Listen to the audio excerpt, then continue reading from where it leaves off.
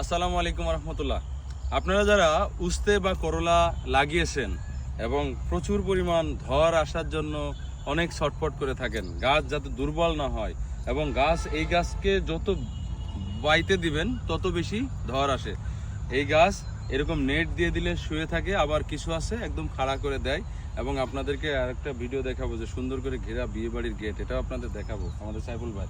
তো এই উস্তে গাছে আপনারা এইরকম গাছ যখন বড় হয়ে যাবে তখন প্রতি গাছে 50 গ্রাম করে ম্যাজিক্যাল গ্রোথ এবং 50 গ্রাম করে ম্যাজিক্যাল জিঙ্ক, এই 100 গ্রাম খাবার দিবেন।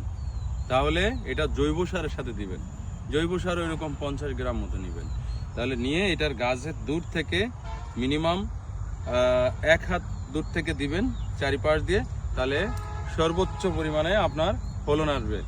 এখন আমাদের কৃষকরা এই গাছগুলোতেও রাসায়নিক সার বেশি বেশি মারে, রাসায়নিক সার বেশি বেশি মেরে গাছ প্রচুর হইলেও কিন্তু ধর হলো না, লাভ কি? এই জন্য গাছে ফুল ফল বেশি পেতে হলে আপনাকে অনুখাদ্য এবং জৈব সার ব্যবহার করতে হবে।